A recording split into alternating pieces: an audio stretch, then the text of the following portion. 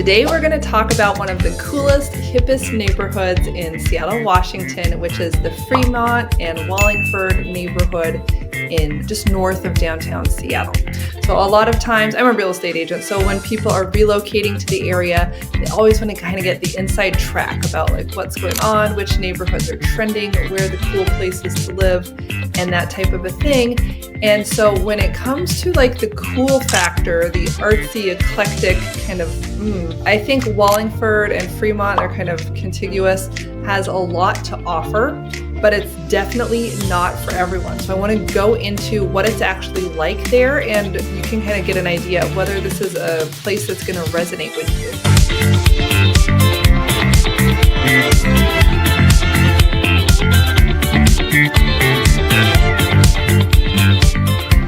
So thanks so much for coming to my channel. Like I said, I'm a realtor. My goal is, if you're moving to the area, to help you find a place that you are going to love, both the neighborhood and the house, so you can have your forever home, or at least your next home, in a place that you're going to be really happy with long term. But I recognize that this is a challenge, especially if you're coming from out of state or you're not overly familiar with the Seattle area. So basically, we're just breaking down neighborhood by neighborhood, what you're going to see, what you're going to get, and whether or not this is the thing for you, or at least something that merits further investigation. And of course, once you have some options, or just if you're overwhelmed and you have questions, let me know. I will help you with all of this. I am here to help every day.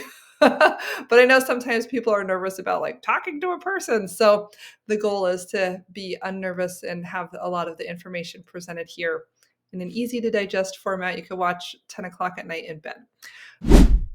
Here is the map. I always like to get people oriented, so when we're talking about something, we know what it is. We're on the same page.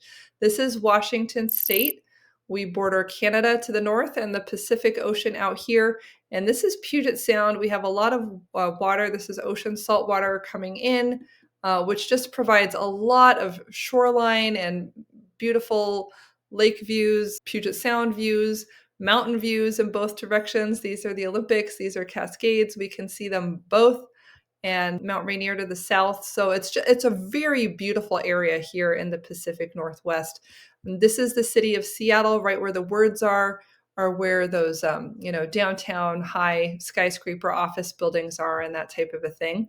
And so just north of that, I'm going to zoom in a little bit, is the neighborhood in question, Fremont and Wallingford. And so you can see there's Fremont and there's Wallingford, just to the either side of Highway 99 here. You can see between Highway 99 and I-5 is Wallingford, and then Fremont is over here more to the west of Highway 99. So they're right next to each other, and for the most part, they're very similar. I'm going to handle them both in one video.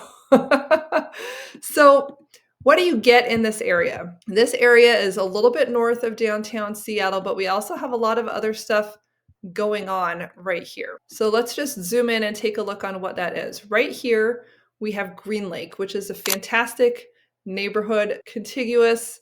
It has a 3-mile jogging path around the lake, lots of beautiful homes overlooking the lake, lots of condos and that type of thing. And here's a park for baseball and soccer. Here's the zoo, wooded trails and things through here. So that's a huge attraction. And for people who like fitness, this lake, you can see people out there, all ages, walking their dogs, all weights, roller skating, kids, everything. Everybody is out there. And the first sunny day in Seattle, I mean, you will have people in 60-degree weather out in their bikinis, lying on the grass, just soaking up the sun with everybody else, because it's just like, we need that sun after our foggy, cloudy winter. So everyone's excited when it's like time to go out and get our tan on over there at Green Lake. Down to the south, we have Lake Union. And Lake Union has gotten a lot of attention lately, especially South Lake Union, which is down here, which is where the new Google office is located. But kind of all around this area is where it's been really popular for tech workers to be, and that type of a thing. As Amazon has expanded, as Facebook has expanded, as Google has expanded into this area of downtown, kind of south of Lake Union, but north of the traditional high-rise area. There's been a lot of new construction in here, spearheaded by Paul Allen when he was alive, to kind of redevelop this Denny Triangle area. And so anyway, there's a lot of work stuff going around along here. There's a beautiful trail, very urban trail through the city along the lake. You're going to walk by houseboats. You're going to walk by yacht clubs and boats for sale. You can rent a little paddle boat and go around with your friends. You can rent a boat with a hot tub on it and go around with your friends. There are kayaks and things like that. And there's also a park here, which is called Gasworks Park. Has a big hill. That was always the place we would go when we wanted to try to fly kites, because you could kind of run down this hill, get your speed up, get some wind. It's a little bit gusty because we're by the lake and everything. So, and they also have, as the name suggests, actual old-fashioned gasworks machinery that has been left there. It's fenced off now, but it's kind of left as a cool sort of industrial art type of thing, reminding us about what had been there in the past. And then over here, we have a waterway. We have really popular neighborhood of Ballard, kind of the old fisherman's village area. We have Magnolia, which is another really popular area, the Magnolia Bluff, looking down south to Seattle. Magnolia is also where the cruise ships come and park when we have, Alaska cruises or California cruises coming to town. And then we also have this huge, huge park, Discovery Park. It's one of my favorite places to go. I can walk there for like 2 or 3 hours and not see the same thing twice. You can go down to the beach. You can go through grassy fields. You can see the lighthouse, old historic Navy buildings. You can go in the forest. People walk their dogs, kids, sand, have picnics, all sorts of different things to do there. And it's really pretty. So we'll go there. You can pick blackberries in the summer. And then in this area here, the Interbay area, it's kind of the low point between the Magnolia Hill and the Queen Anne Hill. So we have the train passes through this area and it's a little bit more industrial. But for the most part, Queen Anne is a high-end residential area. Magnolia is a high-end residential area. And then Fremont and Wallingford kind of pop into this in-between where it's more artsy, it's eclectic. There are a lot of apartment buildings as well as condominiums and townhouses. It's a very happening place because of it's kind of the center of all of these things going on. And I didn't even mention, but very important over here is the University District, the University of Washington, which is our large public university. Go Huskies. It's a state school. They've got a big football team, a medical school, law school, all the different programs, very prestigious. And so we have a lot of students in that area, a lot of students renting. And so a lot of the university students will tend to live and congregate in these areas as well, more so here on the east side of I-5, but they're certainly willing to come out over here. So as you exit the freeway and drive west, I'm really having to think about west and east today. Drive west along 45th Avenue. This is kind of the heart of going through into Fremont and getting to Fremont Avenue and that type of thing. You're going to pass like a wine store. You're going to pass a Dick's, which is a famous, I'm sorry if that feels crude to anybody. It's the name of a hamburger restaurant that got really popular with the baby boomers when they were all, driving around in their muscle cars back in the day, whatever that was, the 1960s. So it's a kind of, you drive up to the restaurant, you order at the counter, and then you take your food out with you to the car. Kind of the same idea as Burger Master, but there's a lot of loitering. It's basically you're encouraged to loiter there and with your car and your milkshakes and your fries, and you're kind of out there on a sunny day. You got your convertible, you're walking around, and it's just kind of like a place to see and be seen. You're in the mix. People swear by their milkshakes, but it's a simple restaurant, but it's kind of a local icon or staple. So a lot of people like to go there to get pickup or takeout, and also to hang out if it's a nice day, meet some people, mingle, that type of thing. Then you're going to kind of get to a certain point and you'll be past most of there's also another one that's fun. It's called Archie McPhee. It's kind of a joke store, like magic tricks or whoopee cushions, rubber chickens, surprising items, 40th birthday over the hill type of stuff. And that's actually kind of a fun place to go with kids and, just sort of window shop or get party ideas or gag gifts. If we had an uncle who was literally born on April 1st, April Fool's Day, and he really embraced that ethos of like crazy Uncle Paul, like very funny, very amusing. And so he would be like the perfect person to shop for in this type of place. He had the whole 40th birthday where, people are bringing him black jars of jelly beans and say, just like, oh, you're going to die. And like, here's your prescription to stay alive. Like, I don't know, just kind of that gallows humor that comes with men on their 40th, I guess. My mom did not have a party like that on her 40th, and neither did I. So anyway, that's kind of the idea here, is that there's fun shops. And my husband actually used to work in this area, and we would come out here to a little Greek restaurant out looking over the water, and there would be the ducks, ride the ducks. The ducks are now defunct because what they were an amphibious truck. So it was a truck that could drive on the streets, and it could also go in the water. So the idea was, you drive around Seattle and then you would go into some of the water, like Lake Union and that type of thing, and like see the sights from the water. It was a very cool concept. But unfortunately, one of the duck trucks fell apart on the freeway and there was an accident and somebody died. So unfortunately, that got disbanded. But when we were there, it was a couple of years back. And so the duck trucks would drive and would hear the people, and now here's the statue on the right of the interurban. Waiting for the interurban is a statue. I think it's about like 5 people or something. And they're in a little bus stop area. And the idea is that they're waiting at the bus stop for the train. And for some reason, it got to be a neighborhood thing where everybody would decorate these people. So they would come and put scarves around the people to keep them warm while they were waiting. Or if it was a holiday, the people would like dress them up in, green sparkly hats and things like that. So waiting for the interurban has become kind of a fun local staple item there. And the ducks would drive by and tell people about it. I think there's also a statue of Lenin somewhere in the area. So, I mean, it does tend to be kind of a university crowd, a left-leaning crowd, like a little bit more of the artsy-fartsy crowd and that type of a thing. If that wouldn't bother you, then you could probably be fine in the area. And I think there's some inspiring quote, and I don't know, it has to do with the Beatles or something, but there's a lot of art in this area. And even like cool neon signs from current local businesses. The other thing might be a known tourist attraction that I'm sure the ducks also drove by was the Troll under the bridge.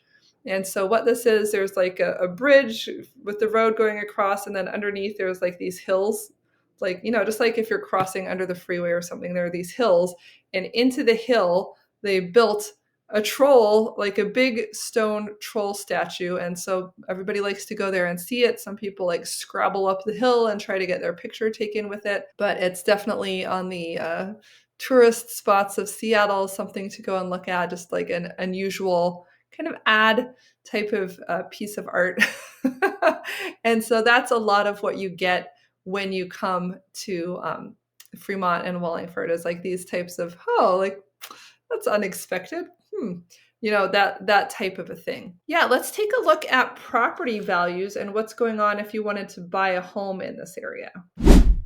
So here are some price trend lines from the last couple of years about what's going on. These are the zip codes associated with Fremont and Wallingford here as compared to the city of Seattle itself, which is the red line and which surrounds these neighborhoods. So as you can see, the Fremont and Wallingford zip codes are a little bit more expensive in general than the Seattle area, but not perfect. This green one here has come down a little bit. They have not seen price appreciation as much in the last couple of years, but they're not having as many transactions either. Like, we have to be careful whenever we're looking at a low data set, then the information tends to be less reliable. But overall, we can see that there are, within a given month, about 100 in 98107 and 300 in 98103 transactions going on. And this is spring that I'm recording this, so kind of the peak of the market right now. And let's take a look at what types of homes these actually represent. Okay, so if I enter in these two zip codes into the MLS, we can see that they kind of extend outside of the area that I really want to look at. So let's just boil this down to be a little bit more just this neighborhood and focus on those properties. So let's take a look at the results and get rid of the rentals and just see what's for sale. So at the low end, we have a studio, a 200, we have to look at this, 200 square foot studio here. Oh, it's a houseboat. Okay. That makes more sense. We might have to price up to get rid of a houseboat here. So that's a houseboat. You can buy a boat and you pay to park it at the pier, and then you can live on a houseboat just like MacGyver. That's an option, but you could see it could be a little bit smaller. Let's take a look at kind of where we are. This is a 1-bedroom condo. It looks like 600 square feet, 450,000. So this would be perfect for like a student or an employee, that kind of a thing. And it does say stuff here like no rental cap. So if you wanted to live here and then maybe rent it out as an exit strategy, keep it. You can have a roommate. I guess it has 2 bedrooms.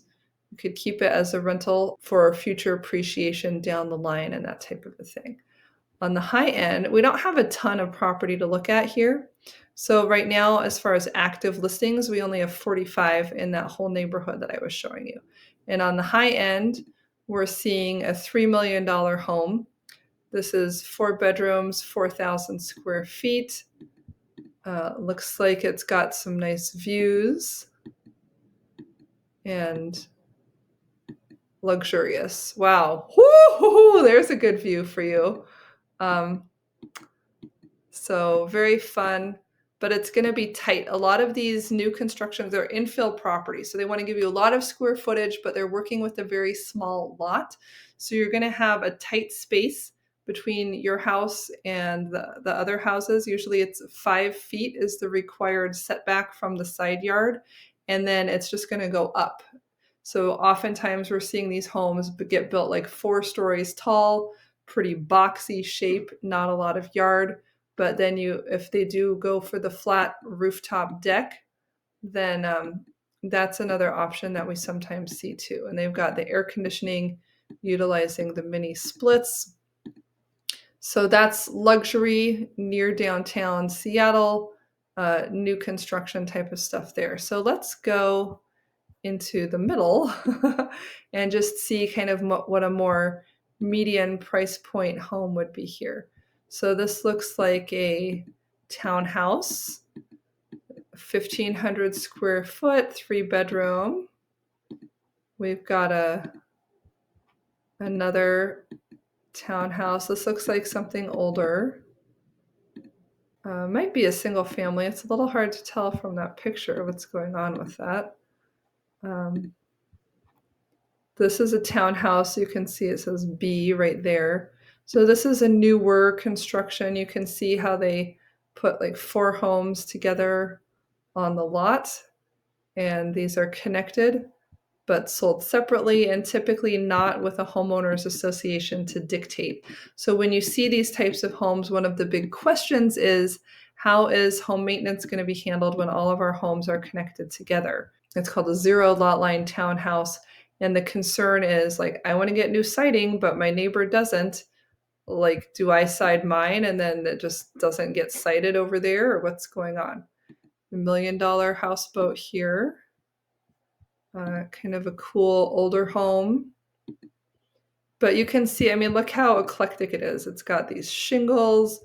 It's got the big plant here. It's got the archway with the light bulbs, like multiple decks, edible garden type of thing. Like, it's just very, look at these amazing, I don't know if this is really curved or if that's just the lens, but it looks like a coved ceiling type of bent support beam. I mean, that's just a fantastic architectural feature. Older home, I'm guessing. It doesn't look curved here, so I don't know. Smaller counters. So usually in the older homes, we see smaller kitchens, smaller closets. People just seem to live with smaller furniture and smaller spaces, but they can have a lot of character. I mean, you see we're getting all funky, like they've got, it looks like a sliding door or something here for the bathroom. They have these bright green bright green paint in the bathroom. It's all, here's the little attic room, lots of stairs. Maybe it was a multifamily at one point. Cute little planters. I mean, it's just, there's a lot of character. Living in the roof, here's a ladder to the loft. I think this is a perfect example of like a Fremont or Wallingford style home where there's just a lot going on. It's a little bit busy, but it's really fun and playful and good ways to find something different. That's not just the cookie cutter from the builder. So I hope that gives you a great idea of kind of what to expect when you come to Wallingford. Lots of different restaurants, shops, people outside, things to do, parks. You're very close to the city, so there is kind of that urban element of potential homeless folks rambling around. I had a friend that lived there. She had a beautiful home with a view of Lake Union, and she decided to move away because one of her neighbors called her one time and said, like she spotted like a random homeless guy with a machete walking around. And I mean, it's hard to say. Typically, like these people are just doing their own thing, kind of in their own head, but occasionally there's someone that's malicious.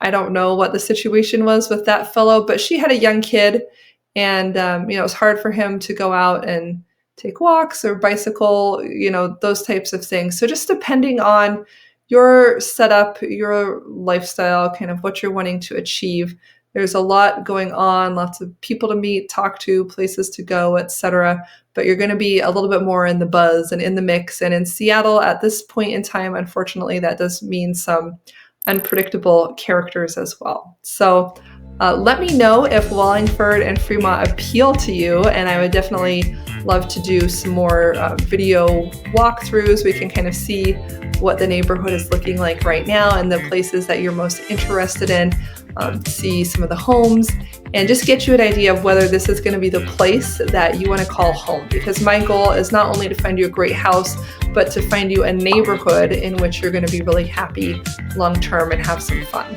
So let me know how I can help with that, and I'll look forward to seeing you on the next video.